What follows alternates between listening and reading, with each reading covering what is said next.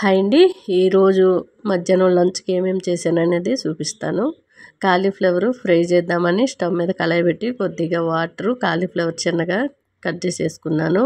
ఉప్పు, పసుపు, రాళ్ళు ఉప్పు వేసుకున్నాను. పసుపు వేసి ఉడికించుకుంటున్నాను. ఇది ముందే ఉడికించేసానండి. చింతకాయలు 4 టమాటాలు వేసి. ఇట్లా పిల్లలు ఉండే దగ్గర రసం అనేది కంపల్సరీ ఉండాలండి. మా మనవరాలకైతే రసం లేనిదే తినదు. ఇక ఎండాకాలం వస్తే రసము, పెరుగు ఇవన్నీ ఇక తినవలసి ఉంటుంది కదా, అందుకని డైలీ రసం చేస్తూ ఉంటాను.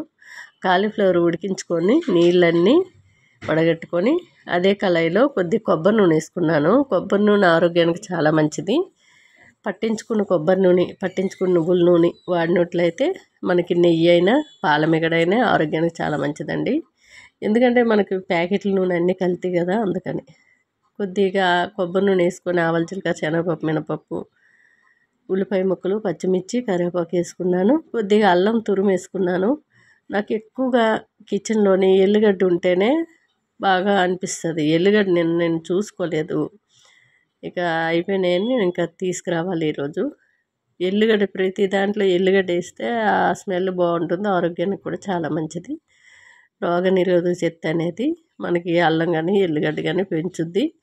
ఉడికించేటప్పుడు రాళ్ళు ఉప్పు వేసాను, కానీ మనం వాటర్లో వేసిన అంత దీన్ని పట్టుకోదు కాబట్టి ఒక చిటికెడంతా రాక్ సాల్ట్ అనేది వేసుకున్నాను. కొద్దిగా కారం పొడి, అంతేనండి. ఎటువంటి మసాలాలు మా ఇంట్లో వేయరు, తినరు వేస్తే, అందుకని నేను వేయను. ప్రతి కూరల్లో మీరు చూస్తూ ఉన్నారు. నా వీడియోలోకి వెళ్ళినట్టయితే మీకు అర్థమవుతుంది.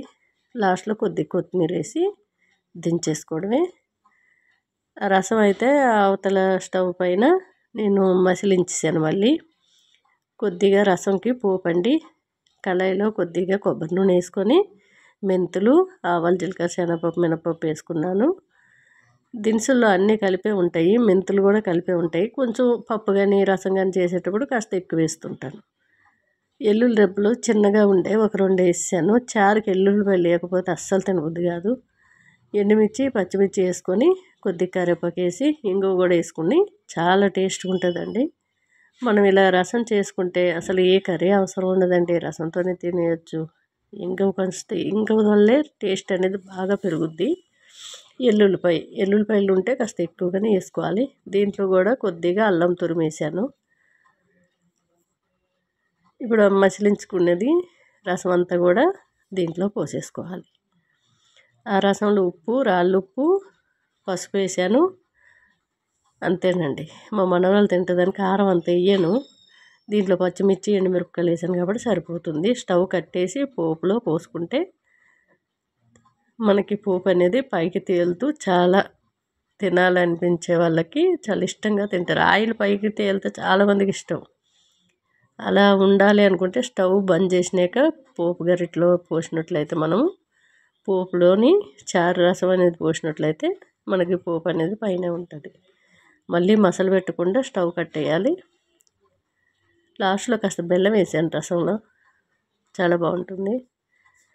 కుక్కరు నల్లగా అవ్వకుండా ఉండాలంటే కొద్దిగా చింతపండు కానీ నిమ్మకాయ తొక్క కానీ వేసుకుంటే కుక్కర్ నల్లగా అవ్వదు. అల్యూమినియం పాత్రలో ఇప్పుడు వండకూడదని చాలామంది పడేస్తున్నారు.